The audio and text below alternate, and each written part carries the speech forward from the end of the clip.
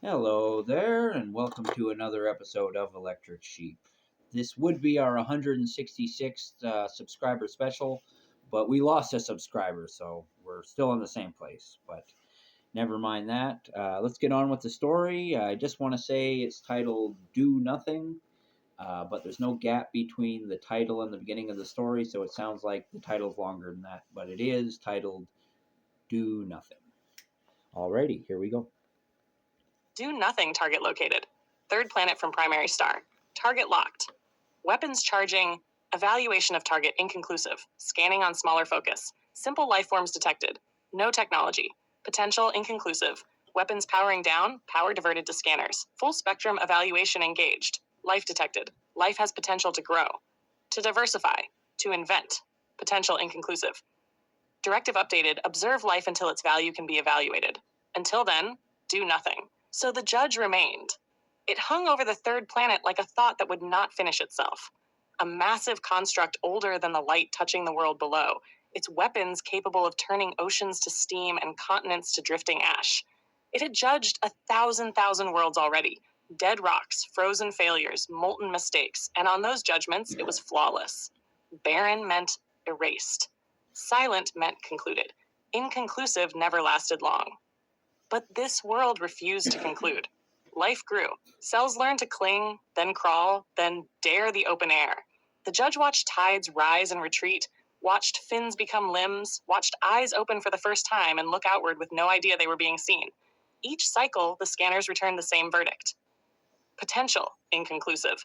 Life multiplied, argued with itself, competed, cooperated.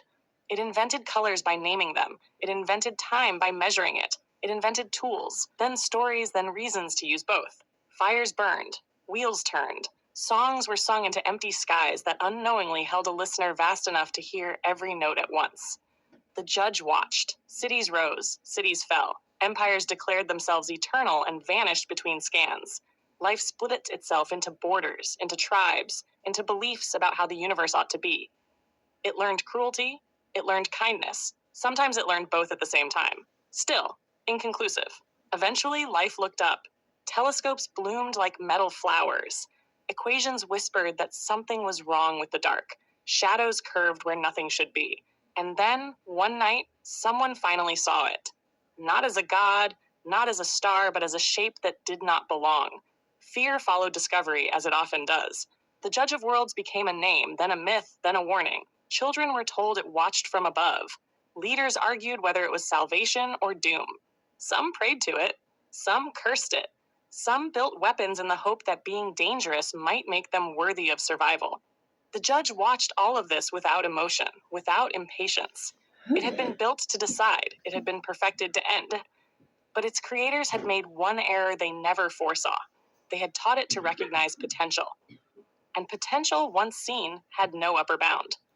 Every time the judge prepared a final calculation, the result fractured. For how do you weigh a species that can become monster or miracle depending on a choice not yet made? How do you judge a story still being written? The judge knew only this. Barren worlds were simple. Living worlds were infinite. And infinity could not be sentenced. So the judge remained where it was, a shadow that never fell, a weapon that never fired. It evaluated. It reevaluated.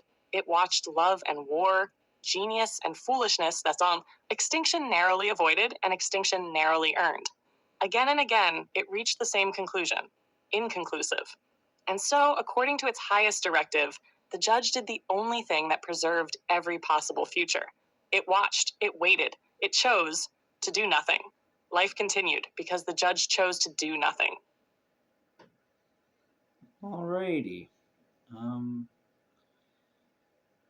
I may have made a mechanical judge character because I just saw that movie Mercy.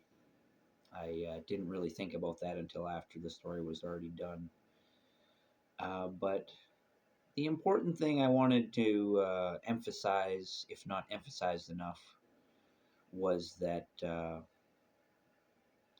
catastrophe was overted. Overted, is that the word? There was nothing bad happened because this big mechanical judge chose to do nothing. And so, if you're thinking of doing something stupid like hurting yourself or other decisions that might not end very well, maybe it's better to do nothing than be proactive and do that bad decision. You don't have to penalize yourself for doing nothing. It usually costs nothing to do nothing. There are situations where you have to absolutely act and do something, but appreciate how often you have the luxury of doing nothing. And that's why I try not to criticize people for being lazy, because you're just saving energy. You're not hurting nobody when you're sitting on the couch usually. Uh, yeah, I'll just leave that at that. Um, I want to thank you for watching. Oh, yeah, one more thing I wanted to mention. I didn't write in the phrase a thousand worlds, but because I wrote a thousand in my story, Ultimate Frankenstein, it appears that ChatGPT has reused that phrasing. And I do like the phrasing of a thousand.